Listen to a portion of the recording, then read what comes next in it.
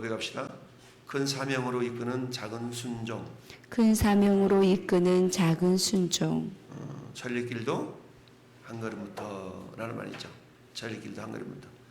한국에서 제일 높은 저 롯데 타워도 지하부터 밑을 다 파고 1층, 2층, 3층 이렇게 쌓아 올리다 보니까 그 몇 층입니까까지 올라갈 수 있는 것이죠. 오늘 갑자기 100층 건물이 뚝딱 세워지는 건 아니죠. 저 주공 2단지 지금 아파트 층수가 이렇게 올라가는데 한참을 땅 파기를 하고 기초공사를 하고 지하를 파내고 이러는 모습이 이제 담 너머로 보이지 않다가 이제 1층, 2층, 3층 지금 뭐 제법 10여 층 올라가다 보니까 밖에서도 보이게 되고 수십 대의 레미콘 차량이 계속 줄을 지어서 옮겨지게 되고 이런 과정 속에 시간이 지나면 어때요? 이제 이게 수십 층 높이의 아파트가 올라가게 되는 것이죠. 우리 하나님 일을 함에 있어서도 마찬가지. 우리는 마치 내가 하나님께 엄청나게 큰 무엇인가를 이루어 드리기를 원하는 어떤 그런 또 소망을 품을 때도 있고 내가 말이야 이러면서 그런 또 꿈을 갖기도 하죠. 그러나 아무리 큰 일이라 할지라도 갑자기 큰 일이 이루어진 것 아닙니다. 우리 병이라는 것도 마찬가지죠. 전조증상이라는 게 있죠. 전조증상 또는 예후라는 말도 쓰기도 합니다. 어떤 질병이 증상이 드러나기까지는 예후, 전조증상이라는 것이 있는 것이죠. 이처럼 어떤 일이 한꺼번에 와락 큰 일로 나타나는 것이 아니다라는 얘기죠. 우리 하나님의 일이라는 것이 하나님 일이 뭐냐? 가장 기본적인 것은 예수 잘 믿는 것이 하나님의 일이죠. 그래서 하나님 잘 믿는 것이 하나님의 일인데 그걸 시발점으로 해서 다른 모든 일들이 이루어져 가기 때문입니다. 그래서 믿음이 없이는 기쁘시하지 못한다. 여러분이 믿음이 없어도 행동할 수가 있습니다. 그러나 믿음 없이 행동하는 모든 것들은 하나님이 세상말로 점수를 매겨주지 않죠. 우리 하나님께 나아가는 자는 반드시 그가 계신 것과 또한 그가 자기를 찾는 자들에게 상 주시는 이심을 믿어야 할지니라 라고 말씀하고 있죠. 즉 하나님의 상 주심을 믿고 우리 신앙생활 하나하나가 이루어질 수 있는 것인데요. 그 상이라는 것이 오늘 갑자기 아주 큰 일을 했다고 주어지는 것이 아닌 것을 우리에게 보여야 됩니다. 자, 그야말로 이스라엘의 위기에 빠진 이스라엘을 건져낸, 구원해낸 그 다윗이 어느 날 갑자기 아주 위대한 용사로 팍 나가가지고 일을 했던 것은 아니죠. 이처럼 다윗이 이스라엘을 구원하는 위대한 용사로 쓰임받기까지는 어찌 보면 굉장히 사소한 일이잖아요. 그야말로 형들 7명 가운데 3명이 지금 전쟁터로 나가 있는 상황입니다. 12절 말씀 보니까 다윗은 유다 베들레헴 에브라 사람이라 이세라는 사람의 아들이었는데 이세는 사울 당시 사람 중에 나이가 많아 늙은 사람으로서 8아들이 있었다라고 8명. 이 가운데 다윗이 막내였잖아요. 그러니까 13절 하반절 말씀 보니까 전쟁터에 나간 사람들이 큰 아들들 즉 장자엘 리압 그리고 아비나답 삼마 이 3명이 지금 전쟁터에 나가 있는 거예요. 그런데 다윗은 막내였기 때문에 세 사람은 사울을 따랐고 다윗은 사울에게로 왕래하며 베들레헴에서 그의 아버지 양을 치고 있었다. 그런데 40일 동안이나 블레셋 사람들이 이스라엘 군대 앞에 나타나서 겁을 주니까 그야말로 세상말로 은매기주고하고 감히 전의를 상실해가지고 싸울 어떤 엄두를 내지 못했던 것이죠. 그러기를 40일이 지냈으니까 뭐 지치기도 하고 막 그랬겠죠. 그런 상황 가운데서 아버지 이새가 다윗한테 심부름을 시킵니다. 네 형들을 위하여서 지금 이 복싱곡식 한 에바와 이 떡 10덩이 그리고 치즈덩이를 가져다가 그들 천부장에게 주고 형들한테도 주고 그 증표를 가져와라 라고 지금 심부름을 보냈어요. 근데 이 심부름을 할 때 심부름 명령을 받을 때에 다시 하고 있는 일은 뭐였어요? 양 치는 일. 양을 칠 때에 그랬죠. 피둥피둥 놀고 있는 애를 불러다가 야 이리와 너 놀지 말고 이거 해. 그러지 않았고 막내였지만 아버지 양을 치는 일을 했다는 얘기죠. 근데 양 치는 일이라는 게 물론 쉬운 일은 아님에도 불구하고 사무엘을 통하여서 이제 사울왕을 이어서 왕을 이어갈 사람 이새의 아들들 중에서 선을 보러 가는 와중에도 어때요? 다윗은 선 보는 사람 축에 끼지도 못하고 너 형들 선 볼 때 너는 여기서 알았지? 라고 할 정도까지 아주 사소한 일을 감당해야 되는 그런 존재였던 다윗. 왜 다윗에게 아버지 이새가 심부름을 시켰어요? 이 떡덩이하고 그 다음에 곡식가루 에바와 떡덩이를 가지고 형들한테 주고 이 치즈덩어리는 천부장한테 주고 상황이 어떻게 된가를 한번 징표를 좀 가져와 봐 라고 지금 심부름을 보냈던 것이죠. 가서 보니까 웬걸 이스라엘 진영에서는 잔뜩 기가 죽어 있지. 골리앗이라는 사람은 그야말로 고함치면서 기를 잔뜩 죽이고 있지. 이런 어떤 모습을 보게 된 것이죠. 자, 이처럼 하나님께서는 다윗을 이스라엘 구원하는 큰 사명자로 사용하심에 있어서 갑자기 크게 쓰임받도록 역사하신 것이 아니라 그야말로 일상에서 작은 순종, 자그마한 사명의 자리로부터 큰 사명의 자리, 작은 순종으로부터 큰 사명의 자리까지 이끌어 가셨다는 것을 보게 됩니다. 우리도 마찬가지죠. 어떤 인물을 바라볼 때, 어떤 사람에게 어떤 일을 시킬 때 왜요? 그 사람이 해낼 만하다라는 신뢰가 있어야만이 그 일을 시키게 되죠. 근데 그 일을 시킴에 있어서 먼저 보는 게 있죠. 한마디로 말하면 성실함이라고 할 수 있습니다. 성실함. 이 사람이 무슨 일을 하는가 이렇게 지켜보고 있는데 사소한 일 하나를 아주 성실하게 이행해 나가는 그런 것을 보게 됩니다. 저도 가끔 그런 심부름을 시킬 때가 있어요. 저기 칠판에 있는 예전에 지우개를 감싸서 하기도 하고 그랬는데 지우개를 감싸는 그 껍질을 한번 이렇게 교체하는 글을 좀 해보세요. 나는 제가 예전에 어떤 젊은이에게 그런 일을 시킨 적도 있고 그러는데 큰 일을 시키기에 앞서서 작은 일을 어떻게 감당하는가라는 걸 우리가 보죠. 우리는 그런 데 어때요? 이 시시한 일을 다 이런 걸 나한테 하라고? 이럴 때가 있잖아. 이런 걸 나한테 하라 그래? 이런 걸 나한테 하라고 그래요. 근데 어때요? 그 누군가는 그 일을 해야 되죠. 그러면 나는 그 일을 하지 말아야 될 존재라는 어떤 그런 생각을 갖고 있는 것이죠. 근데 모든 인간은 어때요? 그 무엇인가를 해야 될 그런 일이 맞닥뜨려졌을 때 나는 아니야 라고 생각하기보다는 내가 저 일을 하리라 라는 생각을 가져야 된다라고 그랬어요.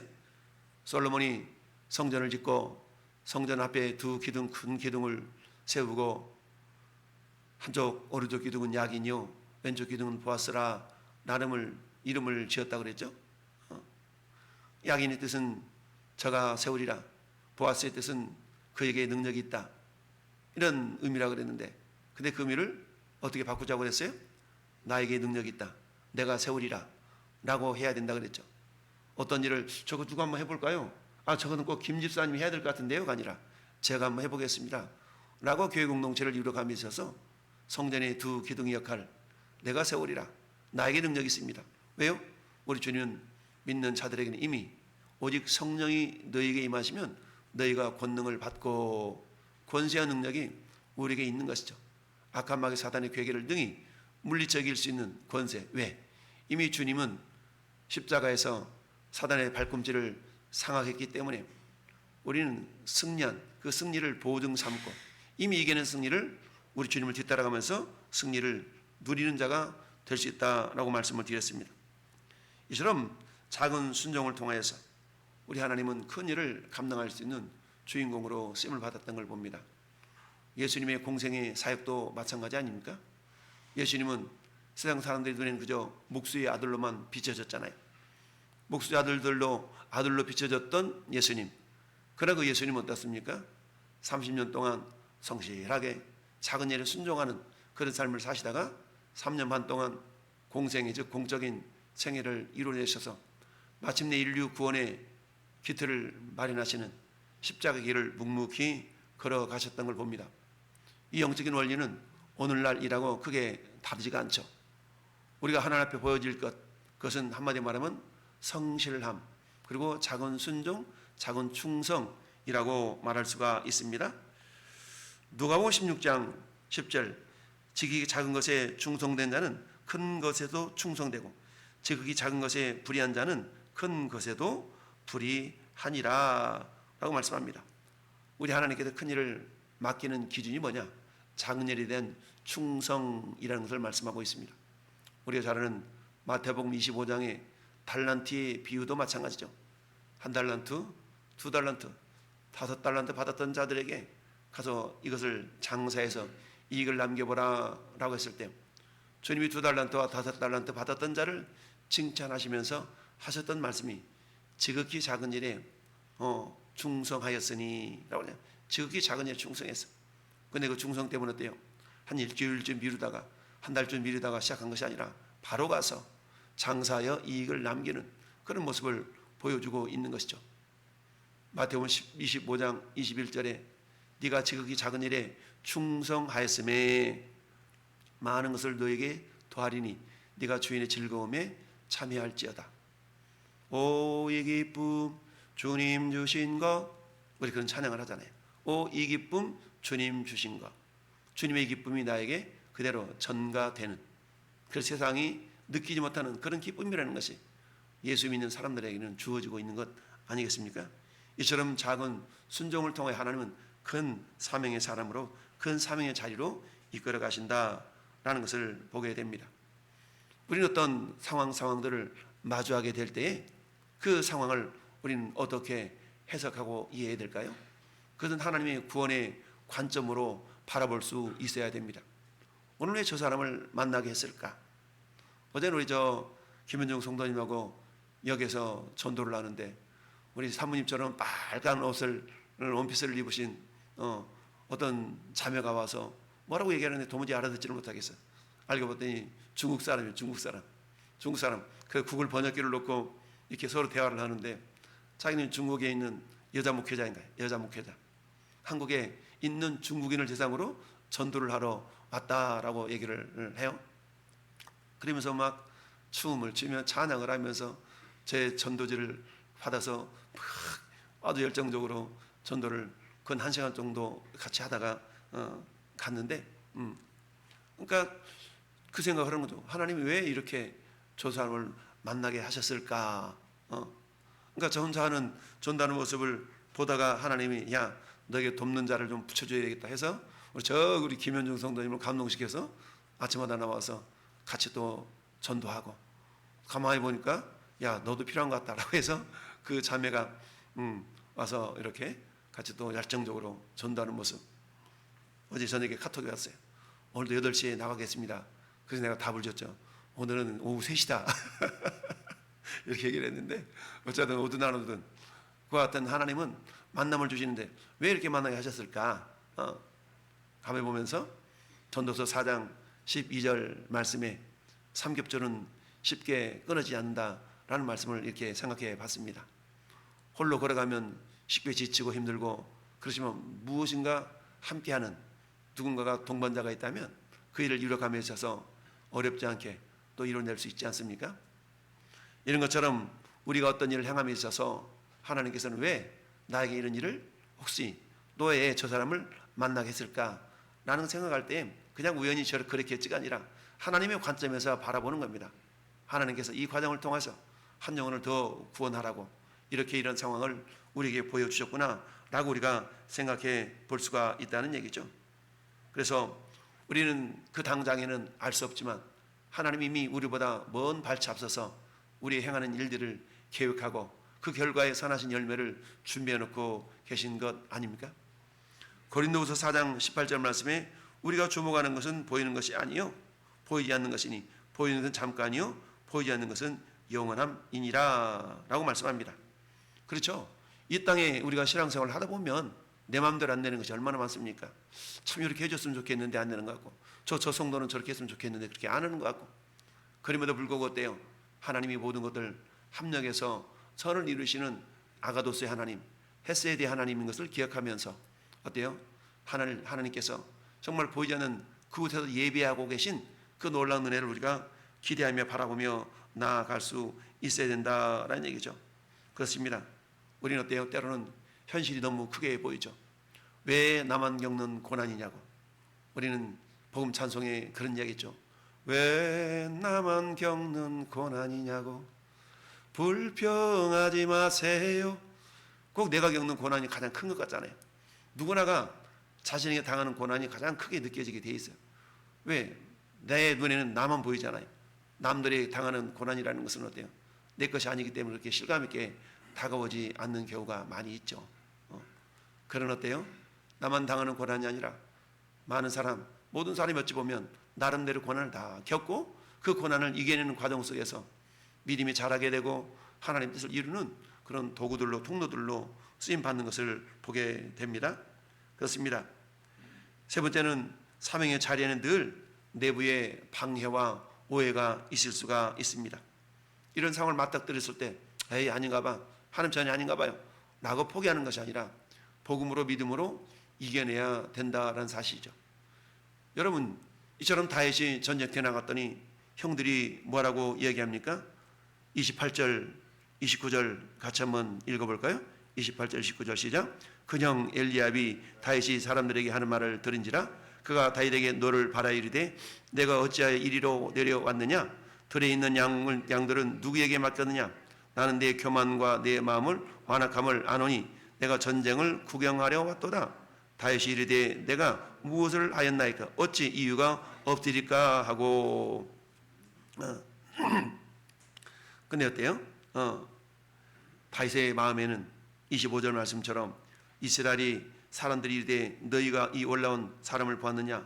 참으로 이스라엘을 모욕하러 왔도다.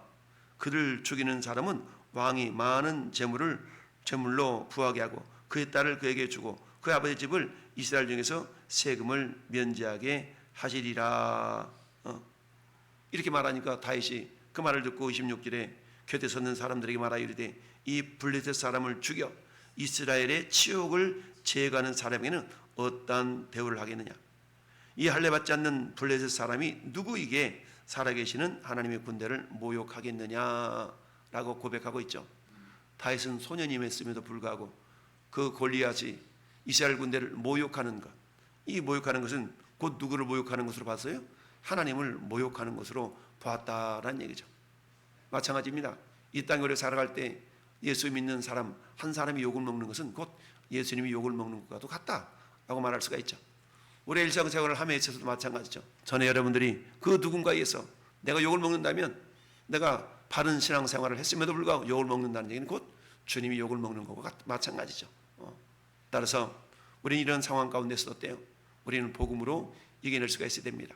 형들이 오해, 이 교만한 놈라고 말했지만 다윗은 교만한 것이 아니라 하나님의 마음을 품고 저 블레셋 골리앗을 어떻게 하면 저놈을 내가 정말 하나님의 치욕을 내가 갚을까라는 거룩한 의분을 품은 사람이었죠.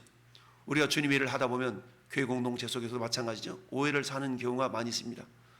내가 생각하고 내가 말하고 행동하는 건 그게 아닌데 괜히 오해를 해가지고 어때요? 삐져가지고 뭐 말도 안 한다든가 막 이런 경우가 발생하게 됩니다. 그렇다고 해서 어때요?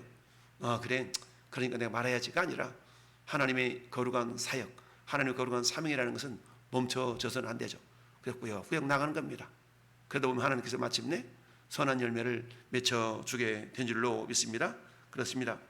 오늘 다윗이 행한 작은 심부름의 순종을 통하여 하나님은 이스라엘을 구원하는 놀라운 구원의 도구로 다윗을 사용하신 걸 봅니다. 우리 성도 역시 마찬가지.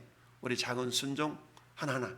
그래서 주님 오늘 내가 어떤 순종을 통하여서 주님의 뜻을 이루어 드릴까요? 라고 우리가 고민하면서 작은 일에 순종한다면 하나님 우리를 통해서 그야말로 위대한 일을 위대하게 이루어 드리는 놀라운 축복의 통로들로 쓰임받을 줄 믿습니다.